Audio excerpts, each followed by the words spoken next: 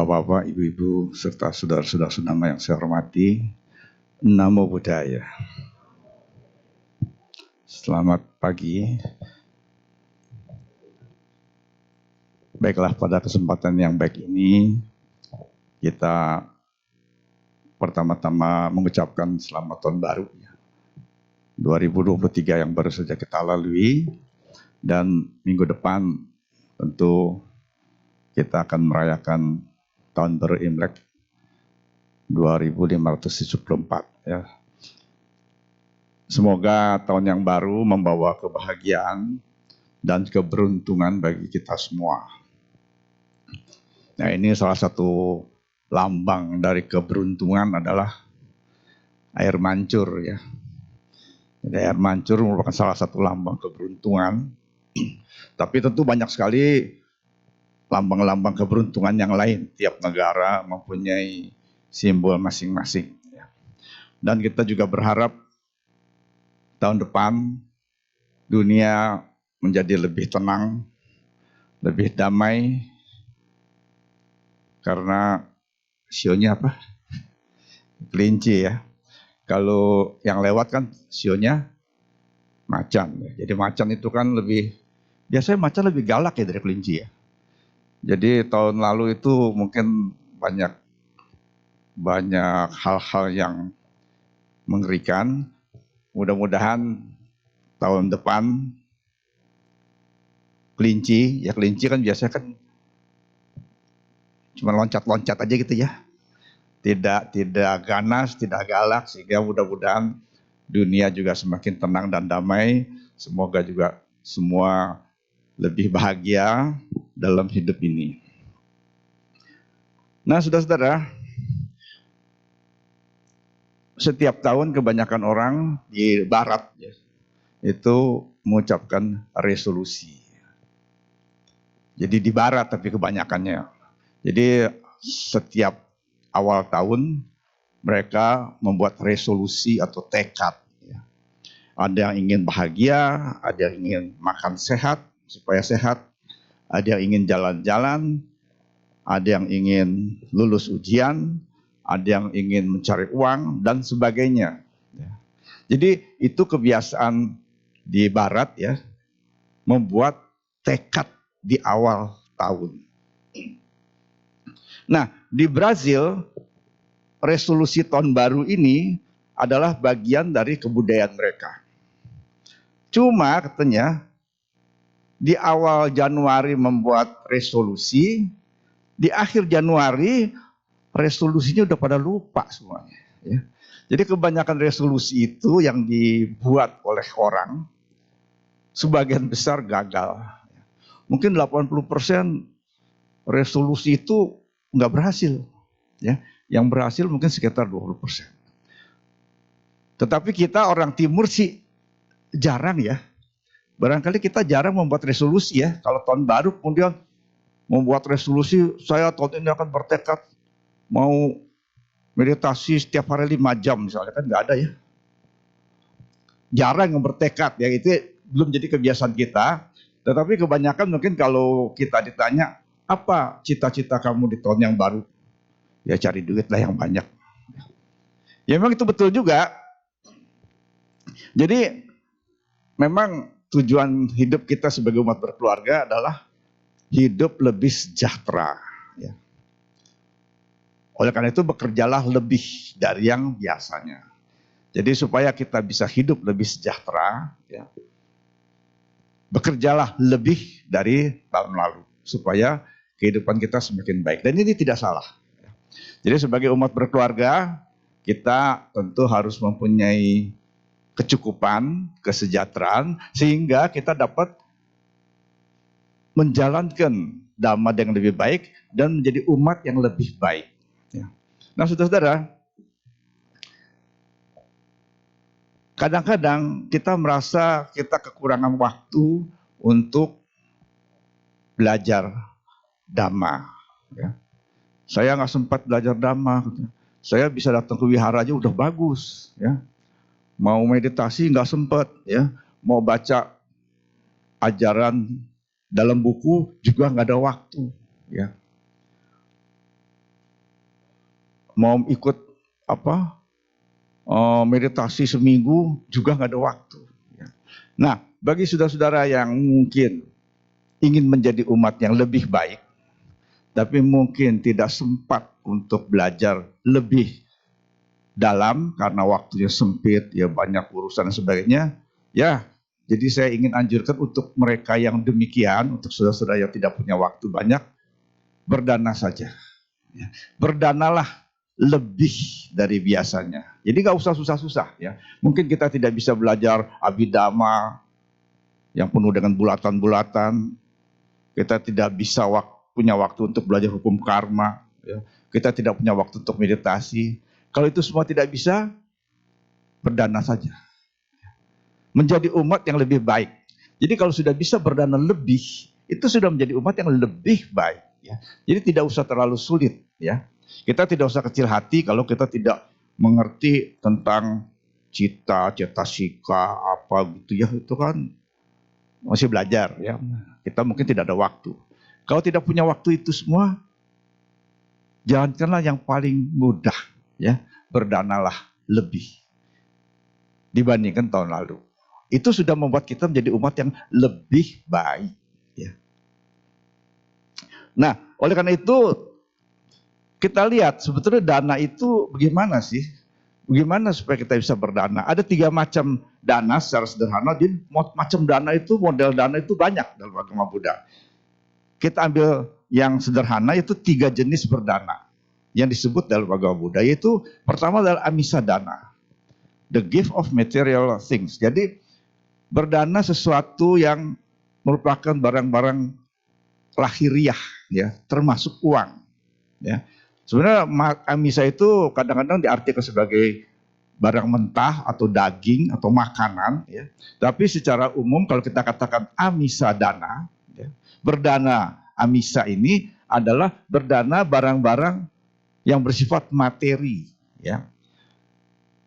Misalnya kita bisa berdana pakaian kepada para jubah kepada para biku, berdana makanan, tempat tinggal dan sebagainya. Juga kepada orang biasa bisa berdana uang, ya, berdana bantuan apa saja yang berupa materi, ya. Jadi kalau saudara-saudara misalnya ingin berdana untuk wihara ini supaya wihara ini semakin maju, yaitu bisa berdana uang, misalnya begitu, ya. Dan kepada orang-orang yang kesusahan, kita bisa berdana barang-barang ataupun uang juga. Nah itulah amisa dana yang pasti saudara-saudara kita semua bisa lakukan kalau mau. Ya. Kalau nggak mau ya susah ya. Cuman kalau mau bisa. Masalahnya tinggal mau apa enggak gitu kan. Kalau kita ingin jadi orang yang lebih baik dan tidak punya waktu belajar, ya berdanalah. Dengan amisa dana ini paling mudah. Ya. Pasti saudara-saudara kan punya uang sedikit atau banyak. Dan tidak ada aturannya berapa persen.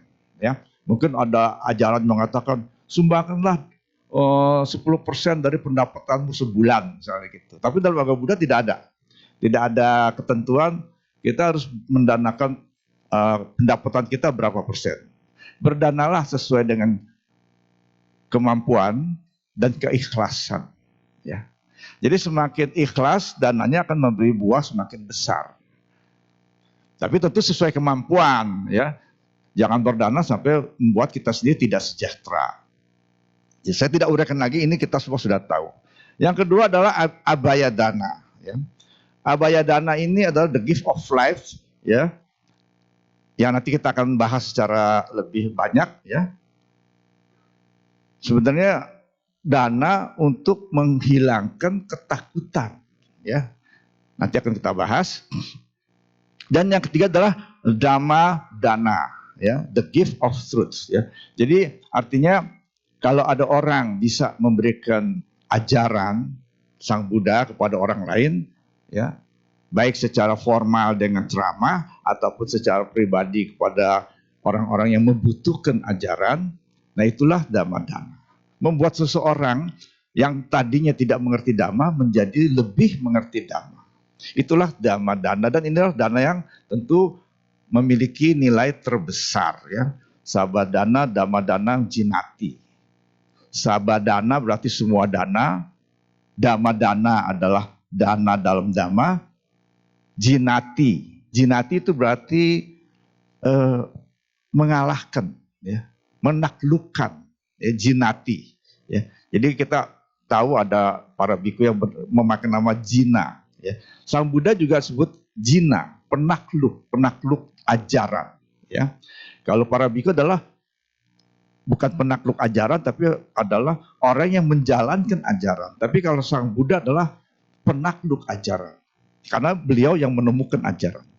Nah, jadi Dhammadana ini adalah dhamma yang terbesar, yang tentu kita untuk dapat menyampaikannya kepada orang lain harus mengerti dhamma dulu. Ya. Nah, saudara-saudara, ini 3 macam dana, walaupun banyak dana-dana yang lain, tapi khusus pada pagi ini saya ingin membahas tentang abaya dana. Ya. Abaya dana. Jadi A berarti tidak, baya itu berarti takut. Ya.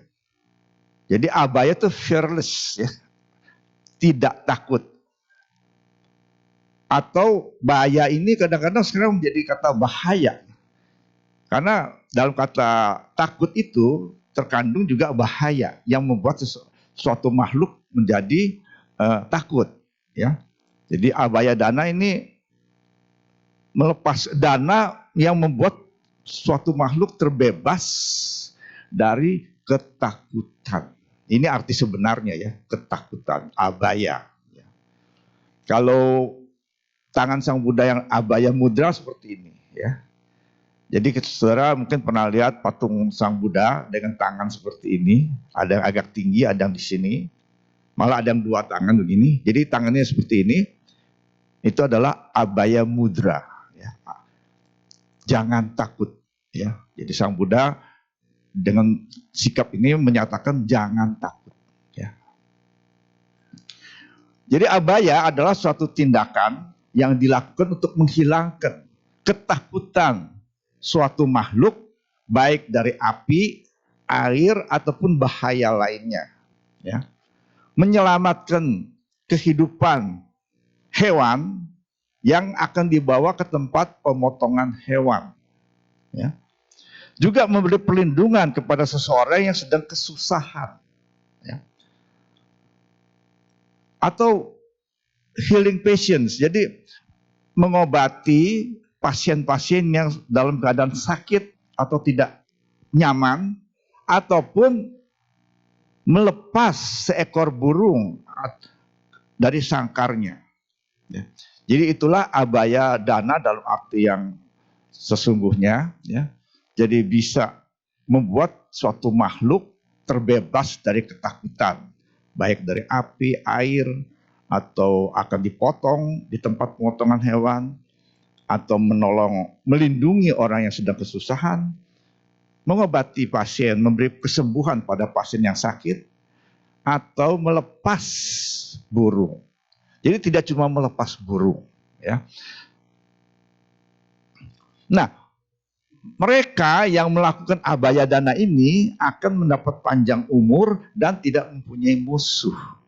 Karena abaya dana ini kan merupakan satu perwujudan dari metta dan karuna, cinta kasih dan kasih belas kasihan. Sehingga orang yang melakukan ini, dia akan panjang umur dan terbebas dari kesukaran juga. Karena dia membantu makhluk lain terbebas dari masalah. Maka dia pun dengan sendirinya sebagai buah karma yang baik akan terbebas dari masalah juga, ya, dan tidak punya musuh, panjang umur. Jadi kita mungkin pernah mendengar ada orang yang mau ke Bandara Suta, ya, Bandara Suta ya namanya, Soekarno Hatta, ya, mau naik pesawat, ya, pada jam tertentu, tiba-tiba tengah jalan macet. Waduh, jadi kesel, ya, macet. Sampai ke bandara, pesawatnya sudah berangkat. Tapi karena dia terlambat, dia tidak jadi celaka karena pesawat yang dia akan naiki itu ternyata hilang atau kecelakaan di perjalanan. Jadi itu contoh bagaimana dia terbebas dari ketakutan dan bahaya. Mungkin dia dulu orangnya suka melakukan abaya dana, ya. Karena dia menolong makhluk lain dari kesukaran, dari bahaya, maka dia pun secara tanpa sadar, kalau karma baiknya berbuah, maka dia terbebas dari bahaya ataupun kematian. Ya. Nah itulah satu ya barangkali contoh dari Abhaya Dana yang bisa berbuah demikian baik. Ya. Dalam cerita Buddhis yang sangat populer, yang pasti saudara-saudara juga sudah pernah dengar, yaitu tentang Dewadatta yang memanah seekor angsa sehingga luka dan terjatuh, ditolong oleh Pangeran Siddhartha yang kemudian jadi Buddha Gautama. Ya. Jadi angsa ini ditolong, diobati oleh Pangeran Siddhartha, tetapi Dewadatta yang memanah itu meminta, ini kan katanya burung saya yang panah katanya. Tapi Pangeran Siddhartha menolak untuk memberikan. Saya yang menolong burung ini. Jadi burung ini ya milik saya mestinya. Ya. Jadi berdebat. Jadi kalau ada burung diterbang, dipanah, jatuh, ditolong oleh seseorang, itu burung milik siapa? Milik yang panah, yang memanah, atau milik yang menolong? Wah itu berdebat tuh. Jadi keduanya berdebat, ini milik saya gitu. Yang satu bilang ini saya yang panah, yang satu bilang ini saya yang tolong. Akhirnya karena tidak ada keputusan, dibawa ke sidang para bijaksana. Dan mereka, para bijaksana itu berkata, angsa ini adalah milik kepunyaan dari orang yang menyelamatkan hidupnya, bukan milik orang yang mencoba membunuhnya. Ya, itu satu kisah yang sangat populer yang menceritakan bagaimana Abhaya Dana ya menolong makhluk yang sedang ketakutan, yang sedang bahaya. Ya, karena kalau tidak tolong mati. Ya. Nah oleh karena itu agama Buddha memang agama yang penuh dengan cinta kasih dan belas kasihan. Oleh karena itu juga maka semua umat Buddha, ya, kita kan tahu apa definisi umat Buddha. Umat Buddha adalah orang yang berlindung pada Buddha, Dhamma, dan Sangha. Lalu apa yang harus dia lakukan sebagai umat Buddha? Menjalankan Pancasila. Ya, menjalankan Pancasila. Jadi itu udah otomatis ya. Kalau ada orang menjadi umat Buddha, ya, dia mengucapkan Buddhang Saranang Gacchami, Dhammang Saranang Gacchami, Sanghang Saranang Gacchami. Kalau dia jadi biku, maka otomatis dia menjalankan biku sila. Kalau dia menjadi umat perumah tangga seperti kita, otomatis dia menjalankan Pancasila. Itu otomatis ya. Jadi nggak ada umat Buddha yang saya umat Buddha, tapi nggak menjalankan Pancasila atau tidak berusaha menjalankan, itu bukan umat Buddha. Jadi begitu dia menyatakan saya umat Buddha, otomatis dia harus mengikuti Pancasila, menjalankan Pancasila. Dan Pancasila yang nomor satunya adalah Panatipata, Wiramani, Sikha, Padang, sama Diyami. Artinya apa? Pana itu napas ya. Saudara-saudara mungkin yang belajar meditasi itu ada anapanasati. Napas, perhatian terhadap napas. Jadi pana itu napas. Jadi zaman dulu itu kalau hidup, suatu makhluk itu hidup, bernyawa, itu bernapas. Ya, sekarang juga begitu kan, coba kalau ada orang tergeletak di jalan, kita lihat napas enggak kan? Kalau nggak napas artinya mati. Jadi Panatipata Wiramani Sikha Padang, saya bertekad nanti diri untuk tidak membunuh makhluk yang bernafas. Nah bernafas dalam arti apa? Dalam arti berjiwa. Sebenarnya istilah yang tepat bukan makhluk hidup, ya. Makhluk hidup itu termasuk tumbuh-tumbuhan. Jadi tumbuh-tumbuhan itu termasuk makhluk hidup. Tetapi di sini sebetulnya pana, bernafas. Bernafas dalam arti dia hidup dan bernyawa. Jadi di sini adalah aku bertekad nanti diri tidak melakukan pembunuhan makhluk yang bernyawa, yang mempunyai jiwa. Dalam agama Buddha kita mungkin mengatakan mempunyai kesadaran. Ya, karena kalau kata-kata makhluk hidup, itu pun tumbuh-tumbuhan termasuk makhluk hidup. Ya, karena tumbuh-tumbuhan hidup juga kan. Hidup kan tumbuh-tumbuhan bisa berkembang, tapi tidak bernyawa, tidak mempunyai kesadaran. Jadi dengan tidak membunuh ini juga sudah merupakan perwujudan dari cinta kasih dan belas kasihan kepada semua makhluk. Ya. Yang kedua, Sang Buddha juga mengajarkan sama ajiwa, ya, penghidupan benar. Kadang-kadang sama ajiwa ini diterjemahkan dalam bahasa Indonesia sebagai mata pencaharian benar. Ya, mungkin saudara-saudara juga pernah baca ya. Itu tidak tepat. Penerjemahan sebagai mata pencaharian benar itu tidak tepat. Mata pencaharian kan untuk mencari uang kan? Ya. Padahal sama ajiwa ini adalah salah satu dari jalan utama berunsur 8 atau jalan mulia berunsur 8 yang juga berlaku untuk para biku. Jadi nggak mungkin para biku mempunyai mata pencaharian. Karena para biku tidak mempunyai mata pencaharian untuk mencari uang. Ya. Para biku itu hidupnya dari persembahan umat. Jadi tidak bisa dikatakan para biku mempunyai mata pencaharian benar. Mata pencaharian benar bisa untuk umat kita, seperti kita, umat awam. Oleh karena itu, sebenarnya terjemahan yang tepat adalah penghidupan benar. Ya, jadi ingat ya, saudara-saudara, mudah-mudahan nanti lain kali melihat terjemahan, kalau sama jiwa atau red livelihood itu bukan mata pencaharian benar, tapi adalah penghidupan benar. Nah, penghidupan benar berarti apa? Bagaimana cara seseorang itu hidup?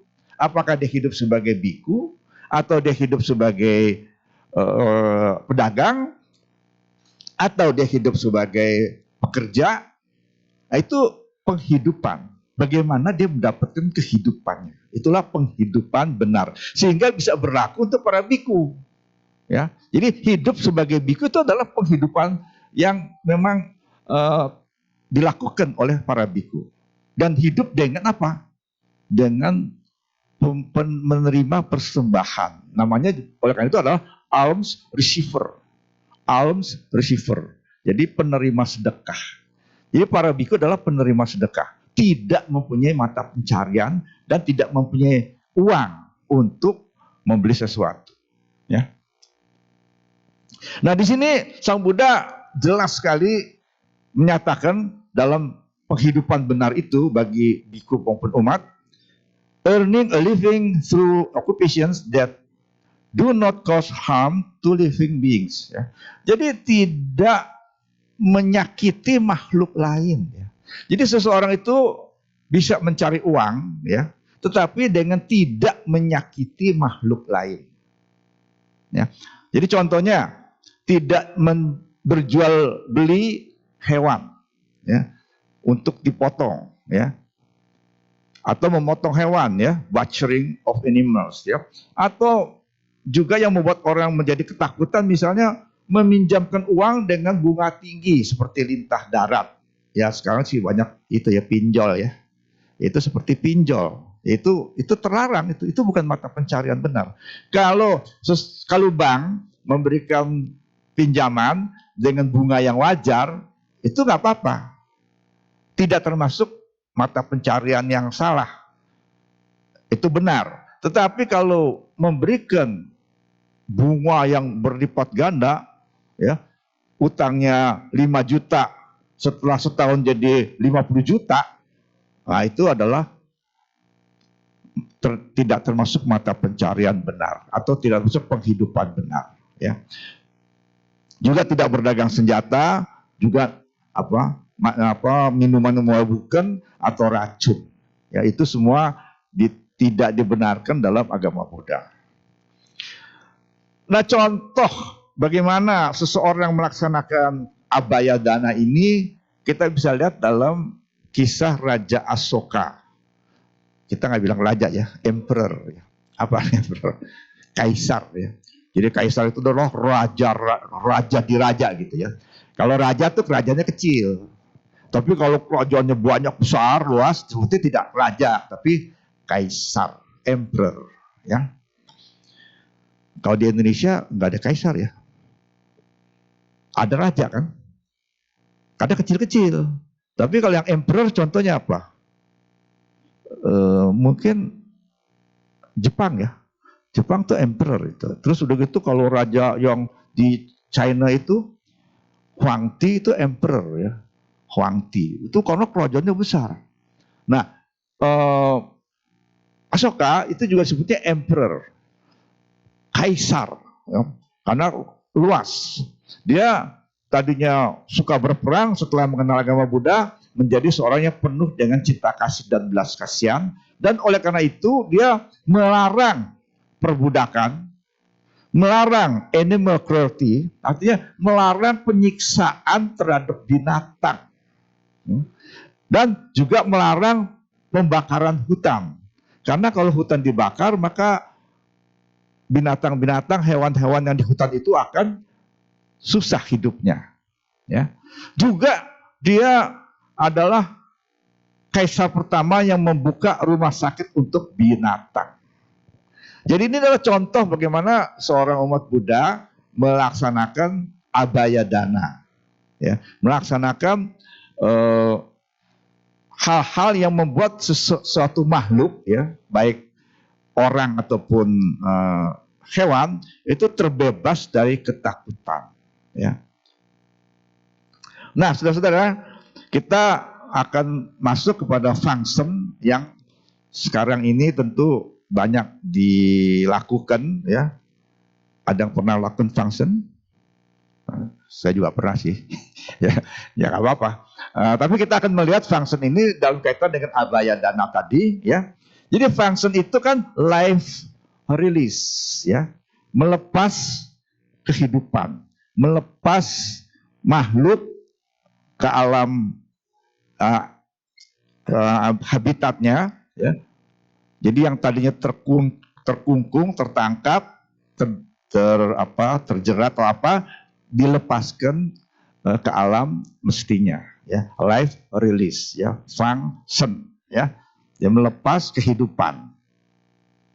Jadi ini adalah satu praktek dari menyelamatkan binatang, hewan dari keadaan tertangkap sehingga mereka tidak menderita dipotong ataupun dibunuh dan dilepas ke alam liar, ya, ke alam terbuka, ya, the wild. Nah, sebetulnya function ini karena dari bahasanya juga sudah kita tahu, ya, bahasa Mandarin ini tentu dari kata Mandarin yang berasal dari Chinese Buddhism, ya. Jadi tradisi function ini dapat dilihat paling tidak pada abad ke-6, ya, abad ke-6, di mana para biku mengajarkan umatnya untuk melepaskan ikan dan kura-kura ke kolam wihara, ya.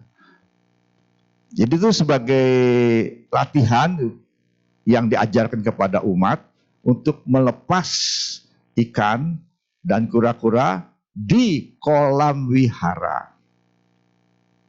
Dan hal ini menarik perhatian dari umat maupun wihara lain, sehingga banyak wihara yang menyediakan kolam, sehingga orang-orang umatnya dapat melepas ikan atau kura-kura di kolam itu. Mereka juga membuat kayak bangunan yang ada kandang burung, ya. Ada kandang-kandang burung yang bertingkat gitu untuk burung-burung, dan mereka juga menyediakan lapangan rumput agar kambing-kambing ataupun sapi atau kuda-kuda dapat mencari makan di situ, ya. Jadi itu awal mulanya seperti itu, ya. Tanpa niat untuk macam-macam, ya. Jadi benar-benar untuk kesejahteraan hewan, ya, awalnya. Tetapi hal ini kemudian berkembang meluas karena hal ini kan menarik ya. Jadi melakukan function ini kan banyak menarik perhatian orang dan karena eksotik ya. Eksotik apa bahasa Indonesianya? Apa eksotik? Bahasa Indonesia apa ya? Eksotik. Kayak sesuatu yang menarik perhatian sekali ya. Karena kalau kita melihat burung-burung terbang itu kan rasanya kan terbuka hati kita ya, gembira gitu ya. Bisa melihat ikan-ikan lepas di yang tadi terkungkung terus lepas ke kali atau sungai atau laut juga rasanya gembira. Nah, ini membuat kegembiraan pada banyak orang dan dianggap sebagai satu ritual yang sangat baik. Melepas hewan-hewan yang menderita supaya bahagia terbebas di alam luas. Dan ini membuat kegembiraan ya. Buat orang yang melakukan itu merasa kayak senang begitu ya. Dan juga merasa berbuat karma baik. Ya. Malah ada mengatakan bisa nolak bala. Ya. Bara bahaya apa segala. Jadi tujuannya udah mulai beda itu. Ya, tadinya benar-benar untuk kesejahteraan kesejahteraan hewan yang dilepas. Tetapi kemudian dalam perkembangannya menjadi lebih luas sehingga membuat orang-orang menjadi senang, merasa berbuat karma baik, menolak bala dan sebagainya. Jadi artinya lebih cenderung untuk kepentingan si pelaku, bukan untuk si hewan itu sendiri, ya. Nah, menurut Human Society International, ya, hundreds of millions, artinya apa nih? Hundreds of millions berarti kan ratusan juta, ya. Ratusan juta burung, ikan, monyet, kura-kura, dan binatang lain terlibat dalam acara function setiap tahunnya. Jadi saudara bisa bayangkan, yang tulis bukan saya ya, hundreds of millions, berarti ratusan juta binatang terlibat di sini. Ya. Sejauh itu kan nggak apa-apa, kan bagus kan dilepas ya.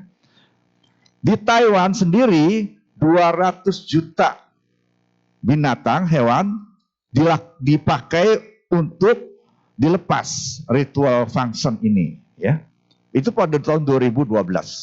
Itu bayangkan 200 juta di Taiwan saja ya. Dan function ini dilakukan di banyak tempat termasuk Indonesia. Ya mungkin di sini belum masuk Indonesia ya. Jadi ada di China, Hong Kong, Singapura, Nepal, United States dan UK. Dulu waktu revolusi kebudayaan, ya mungkin kalau para hadirin yang sudah berusia lebih lanjut tahu, ingat ya revolusi kebudayaan waktu zaman Mao Zedong itu function agak ditekan karena dianggap superstitious ya, dianggap sebagai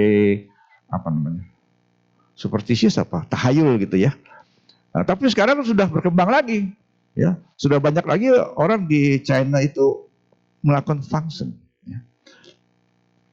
Tetapi ada hal yang tidak positif, yaitu grup aktivis menyatakan secara jelas, clearly, function is causing much more animal suffering than it prevents. Jadi menurut para aktivis lingkungan dan pencinta hewan, jadi function ini lebih banyak menyebabkan penderitaan hewan daripada untuk mempertahankan kehidupan hewan-hewan itu. Ya, ini menurut mereka. Ya. Nah, saudara mungkin juga bisa membayangkan, katakanlah function ya. Saya baca ada di Indonesia itu kan juga banyak. Berbagai kota ada function. Itu sekali function itu bisa keluar biaya, ada yang 8 juta, ada yang 18 juta ya. Untuk hewannya aja, beli hewannya aja. Kemudian dilepas ya.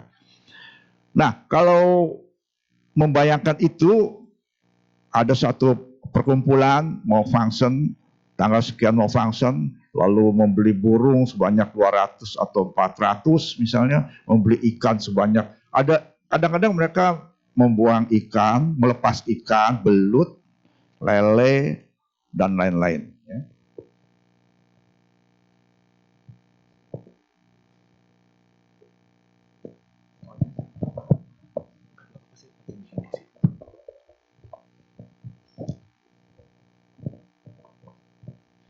Ya, maaf mengganggu. Ada sedikit pengumuman ya.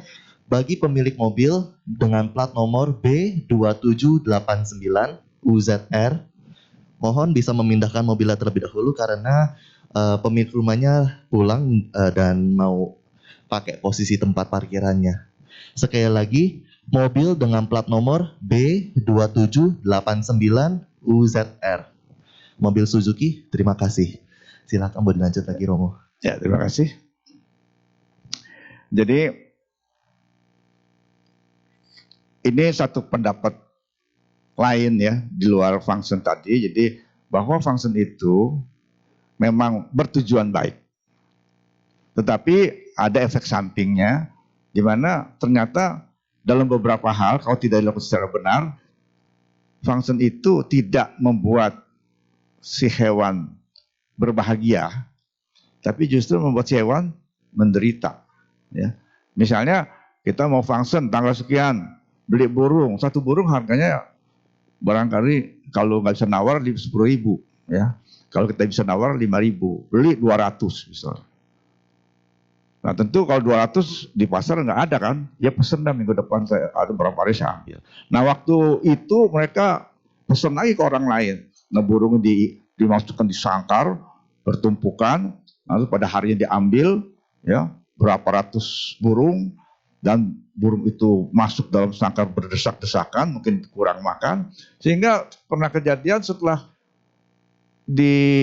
lakukan upacara. Jadi kan sebelum function kan biasanya baca parita dulu tuh, ya. Udah gitu dilepas kan. Sebagian burung udah gak bisa terbang lagi, lemes, ya. Sebagian meninggal, sebagian tidak bisa terbang, dan mereka selama dikurung itu kan menderita. Ya. Mungkin tidak dikasih makan, tidak dikasih minum.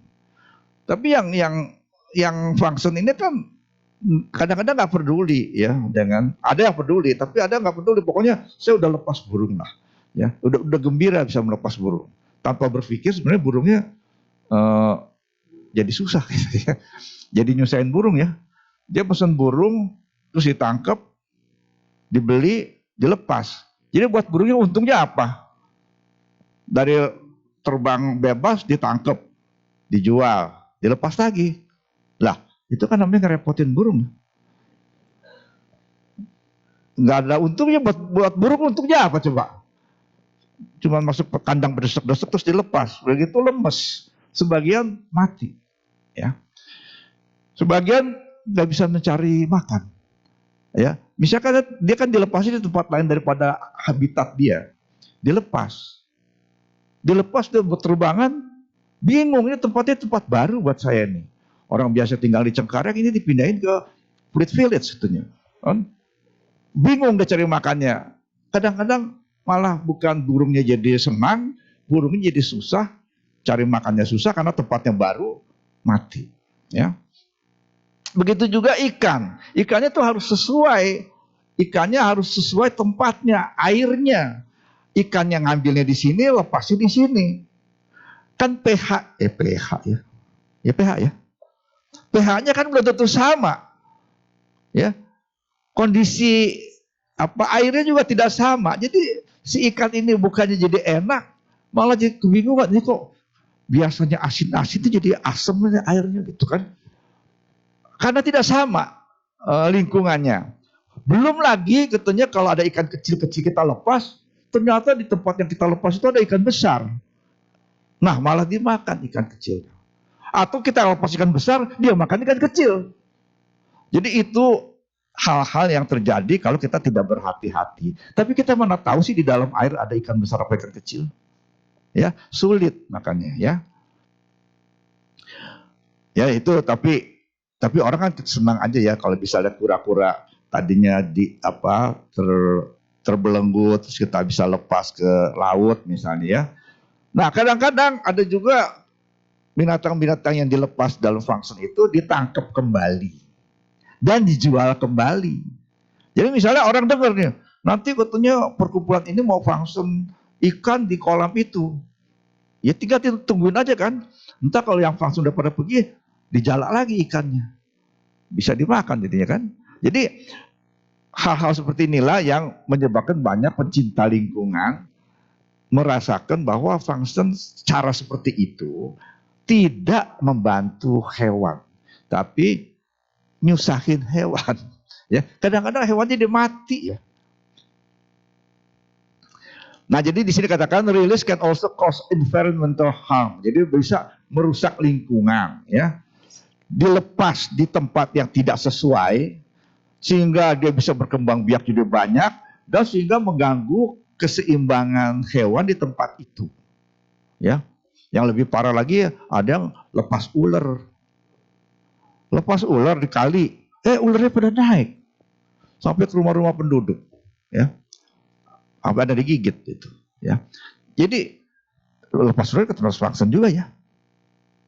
Yang belum ada lepas macan kali ya. Itu lebih susah itu. Ya, jadi some are invasive species that may threaten the survival of the native species. Jadi kalau kita melepas ikan atau melepas belut atau apa di tempat yang baru, maka dia akan mengganggu keseimbangan hewan di tempat itu yang tadi sudah ada, ya. Karena dari tidak dia bisa jumlah sedikit tiba-tiba jadi banyak. Nah, jadi kan bisa rebutan makanan juga di situ atau saling memakan. Nah, ini yang disesalkan ya. Jadi two London Buddhist, jadi ada 2 orang Buddhis umat Buddha di London dihukum ya oleh pengadilan ya karena melepaskan non-native species itu jadi ikan yang bukan tempatnya ya. Jadi non-native itu ikan yang dari luar ya ke perairan sehingga menyebabkan kerusakan pada kehidupan laut di situ dan mereka didenda ya 28.000 pound sterling. Berapa duit ya? 28.000 kalau pound sterling itu 20.000 ya kali ya. Itu kira-kira 50 juta kali ya. 500 juta. Ya besar sekali ya. Itu di Inggris itu. Sampai didenda 28.000 ya. Kalau 1.000 aja 28 juta, ini 500 juta lebih kira-kira ya. Didenda itu. Karena melepas ikan yang bukan dari situ, bukan daerah situ. Ya. Nah sebenarnya bagaimana sih orang dulu melaksanakan abaya dana atau function yang sebenarnya gimana dulunya. Jadi dulu itu ya lebih gampang untuk melakukan abaya dana. Kalau kita sekarang mungkin ya agak susah ya. Kalau dulu itu kan banyak orang kerjaannya itu membuat perangkap binatang. Jebakan binatang. Jebakan burung, jebakan kelinci, jebakan ular. Nah, kalau ada orang lewat ya, kemudian dia melihat ada binatang terjebak, terperangkap, dia lepas. Nah itulah abaya dana. Jadi menolong makhluk yang memang dalam keadaan bahaya. Dalam keadaan terancam. Dalam keadaan ketakutan karena terperangkap. Nah itu abaya dana atau function sebetulnya. Zaman dulu. Tapi kalau zaman sekarang kan kita nggak bisa jalan-jalan di Pluit Raya terus cari mana binatang yang terjebak. Nggak ada kan sekarang. Kalau dulu ada. Dulu waktu masih kampung-kampung itu orang jebakan binatang. Nah kalau ada orang lihat, ini binatang terjebak, dia buka jebakannya, dia lepas binatangnya. Nah itulah function sebetulnya zaman dulu begitu ya. Itu yang disebut juga abaya dana ya, function atau abaya dana. Jadi menolong makhluk yang sedang terancam atau sedang ketakutan ya. Nah, ada juga umat Buddha ya, dengan cerita-cerita tadi itu, jadi memang kalau suatu waktu dia lagi jalan, ada binatang mau dibawa ke tempat pemotongan, dia beli, dia lepas di tempat terbuka. Nah itu juga function atau abaya dana. Ya cuman kalau zaman sekarang kan kita tempat pemotongannya kita nggak tahu di mana. Ada atau tempat pemotongan?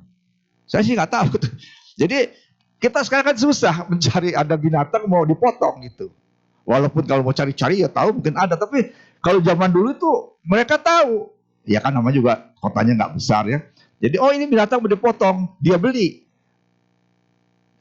Kemudian dilepas. Nah itulah function. Ya. Nah begitu juga ada ini dia begitu itu bisa dalam rangka ulang tahun, perkawinan atau sebagainya. Jadi dia sebagai kaulannya gitu ya. Nah di Thailand juga umat Buddha membeli burung dan melepasnya sebagai pelaksana abaya dana. Cuman tidak pakai upacara, ya. Jadi tidak diupacarain, diumumin tanggal sekian, jam sekian kita kumpul di sana, nanti kita akan lepas burung. Ada sampai sewa kapal, ya, sewa kapal yang bisa muat 100 orang gitu. Sewanya 7 juta atau 10 juta gitu. Nah terus beli ikan, belut, lele dan sebagainya itu kira-kira 20 juta gitu. Nah, naik kapal terus ke laut dilepas semuanya. Nah, itu yang membuat hewan menderita. Jadi kalau yang normal, kalau ada umat Buddha mau berdana, abaya dana, jadi dia suatu waktu dia ke pasar burung, udah lepas, dia beli, dia lepas udah. Nggak usah pakai fasilitas segala macem. Memang niatnya itu untuk melepas burung. Tapi tidak pakai upacara, tidak pakai rencana, ya. Tidak pesen. Ya, pesen, saya mau pesen burung 200 mau dilepas. Ya, tunggu ya, saya tangkapin dulu. Lah, jadi mau dilepas tapi ditangkap dulu kan percuma. Jadi mestinya memang yang sedang menderita, lagi terkurung lepas. Beli langsung lepas. Nggak usah pakai dibawa ke sini dulu, baca parita dulu, panggil Bante dulu, Bante bacain parita burung saya. Nah, itu namanya nyusahin burung gitu, ya. Jadi kalau mau lebih tepat itu apa? Kalau mau beli aja lepas sudah, tanpa upacara. Itu benar-benar niatnya untuk menolong burung dan tidak berpikir kalau saya ikut function nanti saya dapat penolak balas, saya dapat karma baik, saya dapat ini nggak usah mikir gitu. Ya, jadi benar-benar karena belas kasihan. Nah di Indonesia juga ada sebenarnya di Jakarta misalnya juga ada orang yang menolong hewan-hewan yang terlantar sebagai bentuk abaya dana. Ya, saya kenal orang ya, ada yang memang kerjaannya itu bawa mobil, dia pergi mencari anjing-anjing atau kucing-kucing yang terlantar di jalanan, diambil untuk dibawa ke shelter. Ya, dan kadang-kadang dia juga kantornya itu menerima panggilan.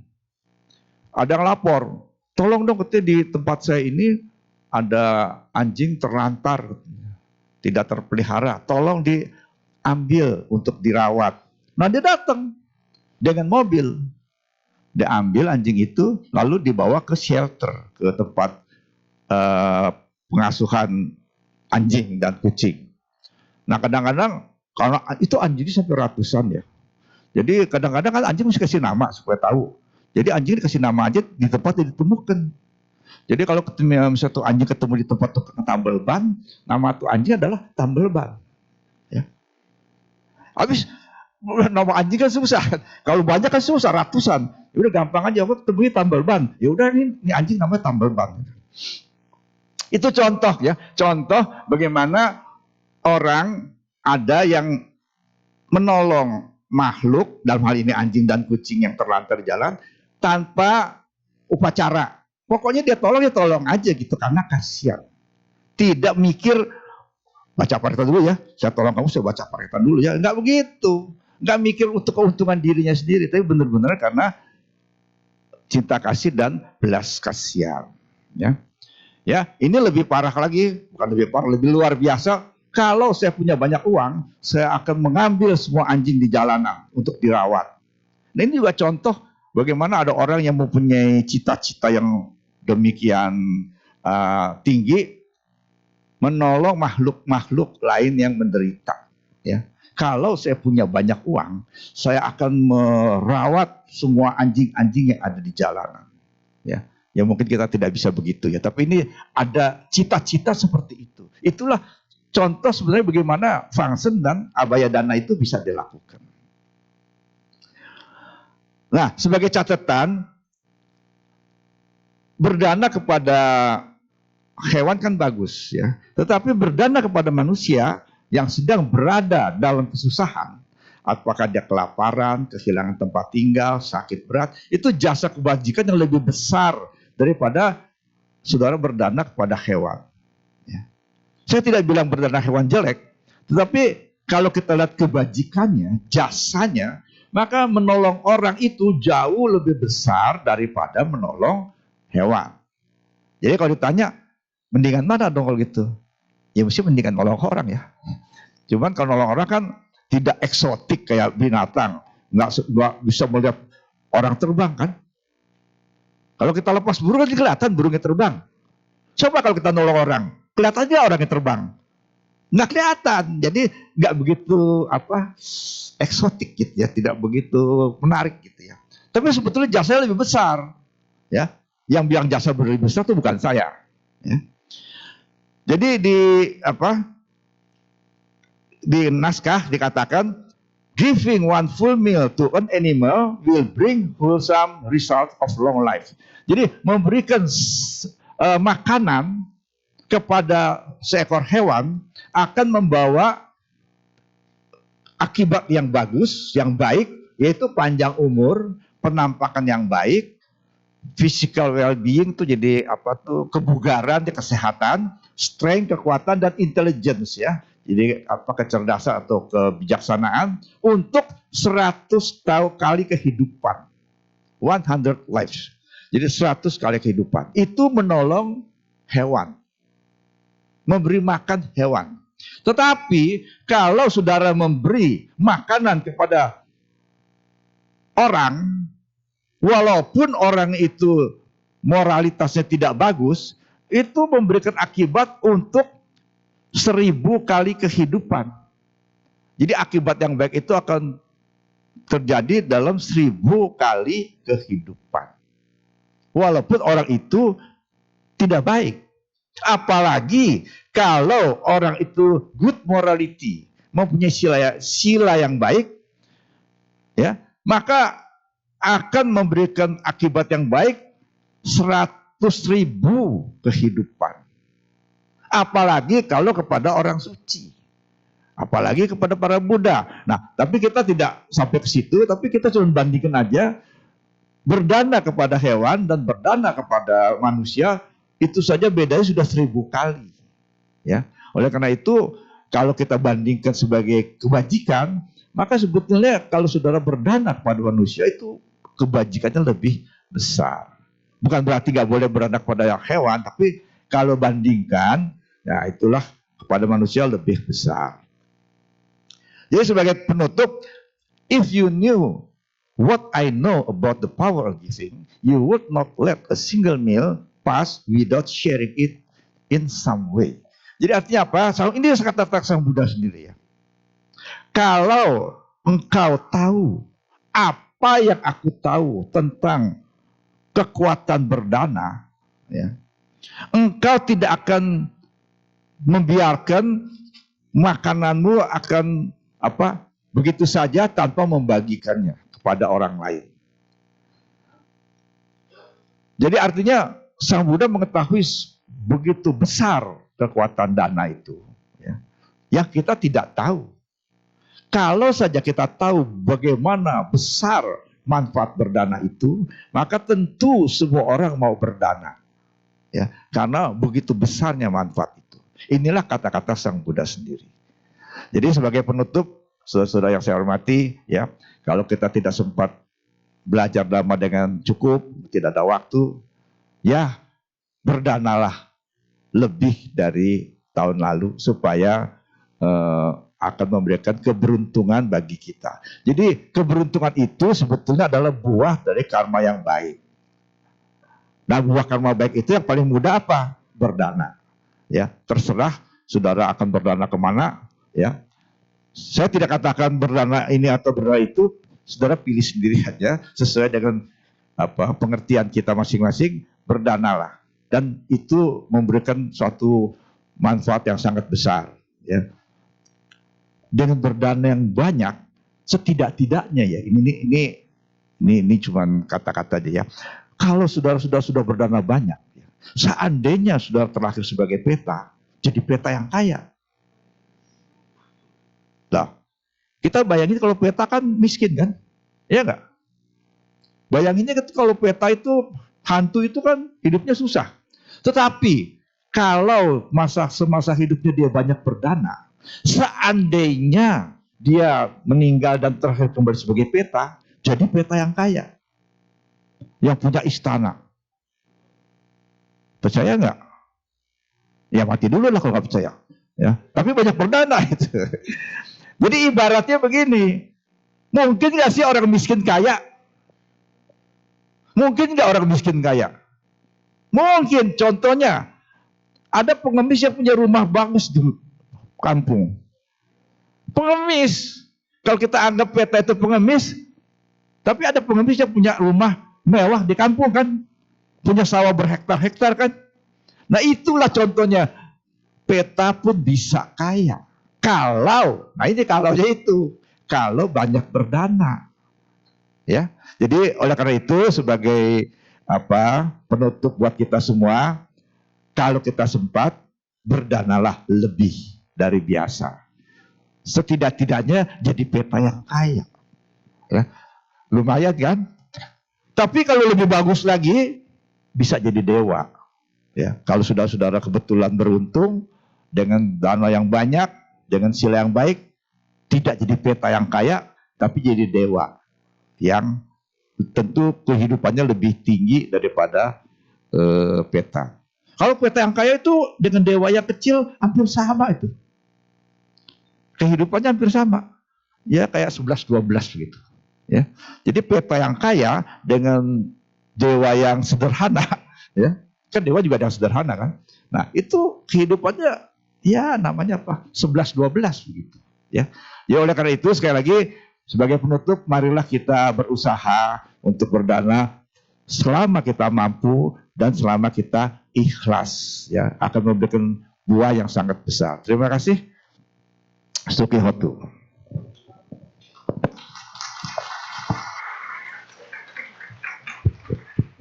Terima kasih Romo atas Dhamma Desana pada hari ini. Karena waktu masih cukup, kita masuk ke sesi tanya jawab terlebih dahulu ya Romo ya. Ya, untuk sesi tanya jawab bisa dilakukan secara tertulis maupun secara lisan. Tertulis bisa ditulis di kertas di bangku yang ada di depan umat masing-masing. Dan juga untuk yang lisan nanti akan boleh nanti angkat tangan saja ya. Sambil menunggu pertanyaan yang masuk, mari kita nyanyikan sebuah lagu lagi yang akan dibantu oleh vokal grup PPDS.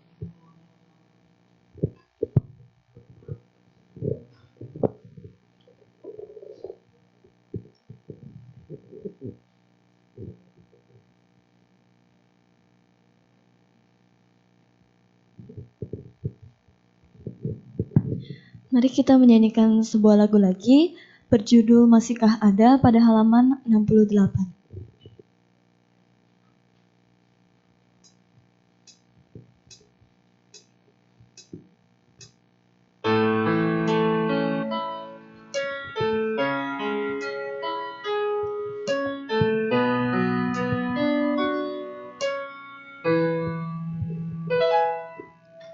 Saat sendiri di keheningan malam, ku coba renungi akan arti hidup ini. Begitu banyak yang tak pernah ku mengerti, lelah kaki melangkah, jenuh menghimpi jiwa. Begitu banyak tanya di hati ini, namun tak pernah ku temui jawab yang pasti.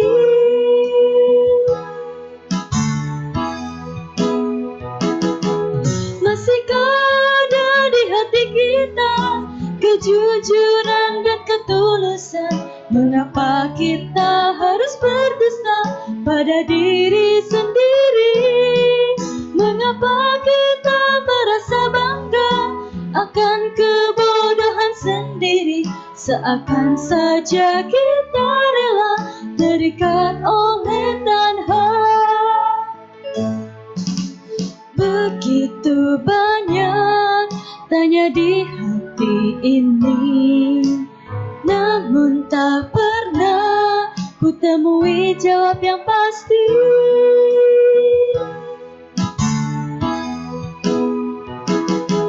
Masihkah ada di hati kita kejujuran dan ketulusan? Mengapa kita harus berdusta pada diri sendiri? Mengapa kita merasa bangga akan kebodohan sendiri, seakan saja kita rela terikat oleh tanha? Masihkah ada di hati kita kejujuran dan ketulusan? Mengapa kita harus berdusta pada diri sendiri? Mengapa kita merasa bangga akan kebodohan sendiri, seakan saja kita rela terikat oleh tanha? Seakan saja kita rela terikat oleh tanha.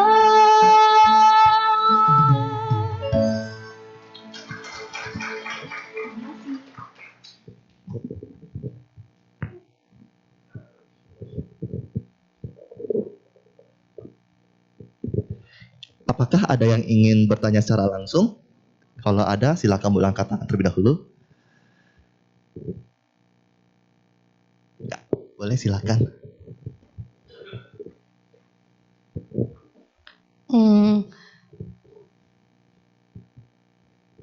Oke, selamat pagi Romo. Perkenalkan nama saya Lina. Jadi tadi saya udah mendengarkan ceramah itu bagus banget. Dari semuanya tuh tentang berdana, kayak kita ke makhluk hidup, kayak kita function, ada beberapa hal kayak hal-hal yang harus kita pikirkan kalau kita melakukan function bisa membuat makhluk hidup itu menderita tanpa kita sadari. Nah, dari kata Romo kan katanya kita kayak lebih baik kalau kita bisa berdana pada manusia. Nah, sedangkan kalau misalnya manusia kita kayak ke grup-grup, ke pengemis, kita memberikan dana kepada pengemis. Kadang kan juga ada beberapa kayak organisasi khusus yang dimana ada beberapa grup pengemis yang memang untuk biar nanti jadi anak kecilnya jadi biar minta-minta. Itu gimana ya Romo ya? Terima kasih. Iya, terima kasih. Ini juga jadi masalah kadang-kadang kan kebaikan hati kita disalahgunakan oleh orang-orang. Nah, di sini ada dua teori ya. Pertama, ada orang-orang yang ingin berdana tanpa peduli. Pokoknya saya berdana aja. Mau dipakai buat apa, nggak masalah. Toh yang penting hati kita waktu berdana itu sudah baik. Dan itu sudah merupakan karma baik. Ya. Jadi ada orang-orang yang memang tidak memperdulikan nanti orang ini apa benar, apa enggak gitu kan. Pokoknya berdana. Jadi walaupun tadi dikatakan ya, walaupun dana kepada orang yang tidak bermoral, gitu, itu nilainya 1000 kali daripada berdana kepada hewan. Apalagi hewannya hewan kecil ya.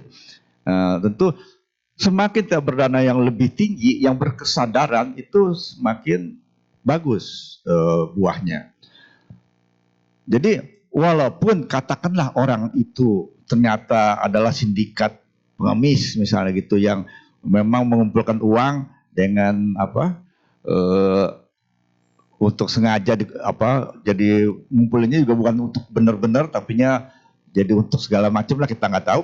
Tapi berdana kepada orang yang tidak bermoral sekalipun lebih tinggi nilainya daripada berdana kepada hewan. Itu satu. Yang kedua, ada orang-orang yang berdana dengan bijaksana, mencoba dengan bijaksana. Dia kalau mau berdana dia cari dulu orang-orang siapa yang memang membutuhkan, ya. Jadi ada orang yang membutuhkan dia berdana, ya. Jadi tidak sembarangan mengasih begitu saja, ya. Jadi kalau yang dengan bijaksana misalnya dia mencari dulu siapa yang butuh. Misalnya di kampung ini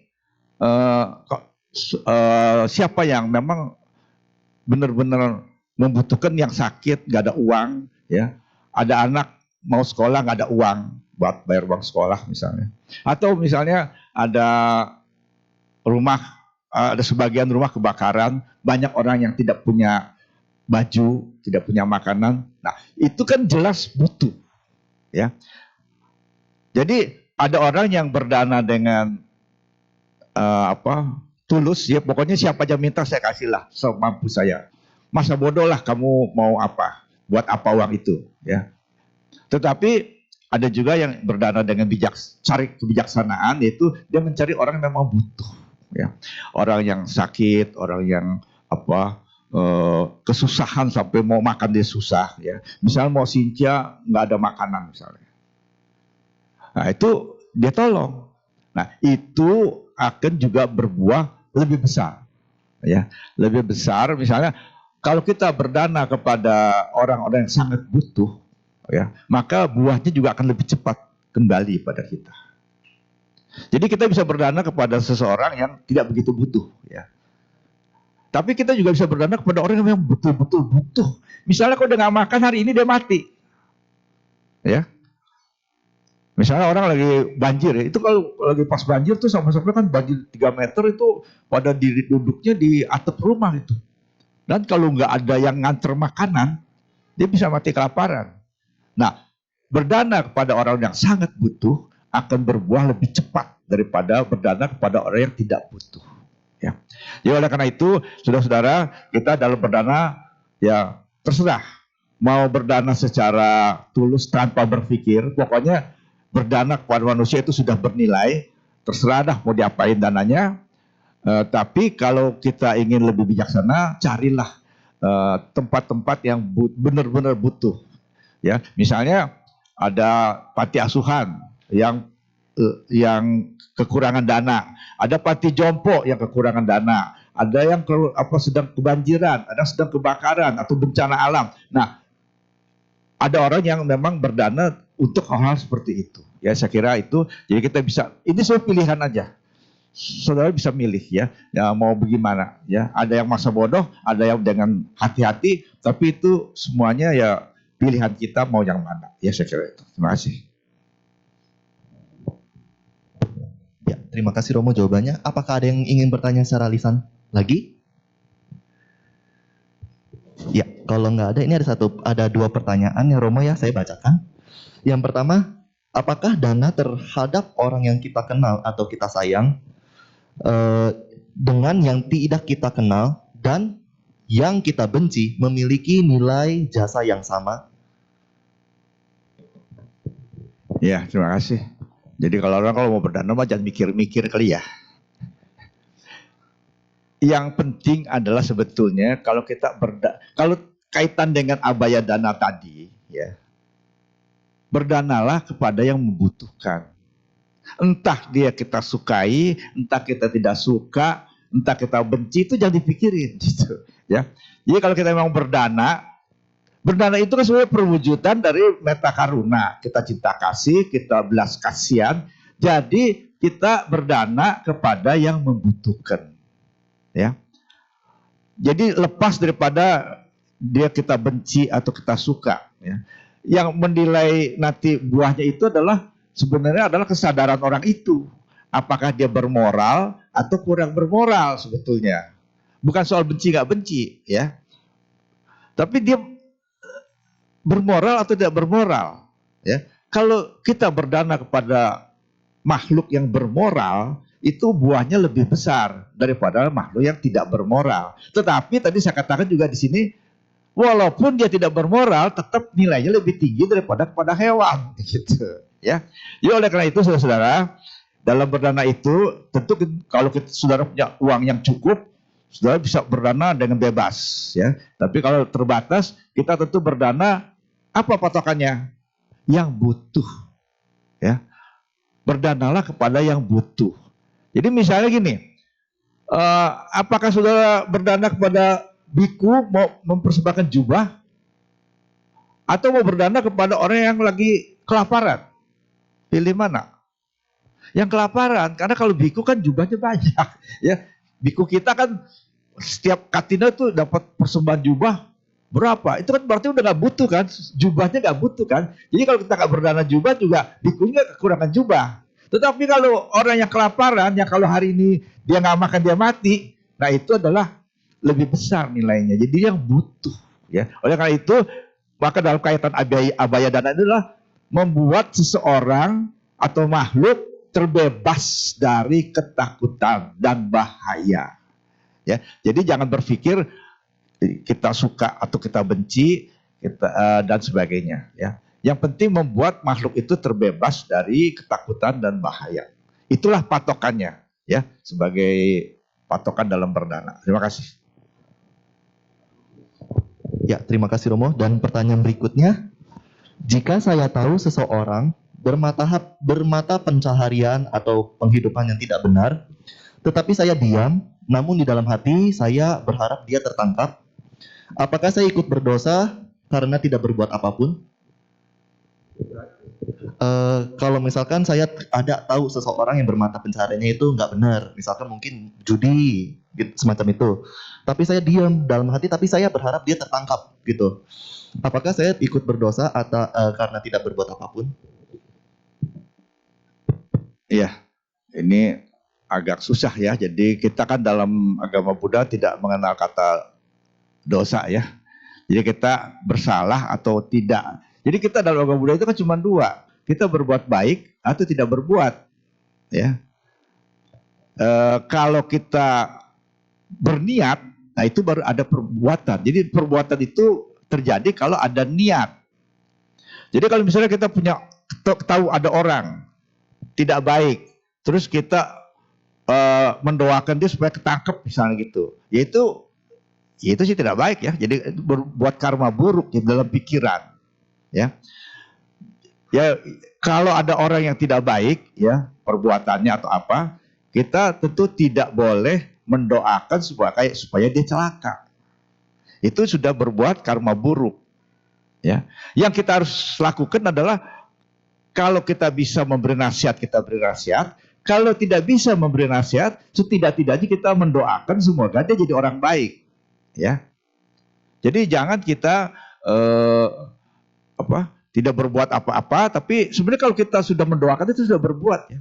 Jadi niat kita untuk membuat dia jadi orang baik itu sudah satu perbuatan baik, ya. Jadi oleh karena itu jangan kita mendoakan supaya dia ketangkep, supaya apa. Nah sekarang tinggal kita maunya apa. Kalau kita mempunyai satu hubungan, kita bisa kasih nasihat. Kalau dia nggak mau dengerin, ya udah, kita akan di luar kemampuan kita untuk membuat dia mengikuti nasihat kita. Tetapi janganlah karena benci dan marah mengharap dia celaka, supaya ketangkap, supaya itu karma dia.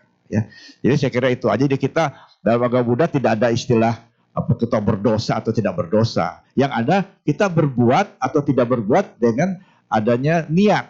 Ya, niat kita apa? Kalau niatnya baik, itu bagus. Kalau niatnya tidak baik, ya jangan dikembangkan. Ya, niatnya supaya dia ketangkep, supaya celaka, itu yang tidak boleh dilakukan. Ya, saya kira itu aja. Terima kasih. Ya, terima kasih Romo. Apakah ada yang ingin bertanya secara lisan lagi atau mungkin ada pertanyaan tertulis yang belum saya ambil? Ya, kelihatannya sudah selesai Romo. Terima kasih Romo. Kami segenap keluarga besar Wihara Pelita Dharma Sukha dan umat yang hadir mengucapkan terima kasih kepada Romo atas waktu dan bimbingan Dhamma Desana pada hari ini.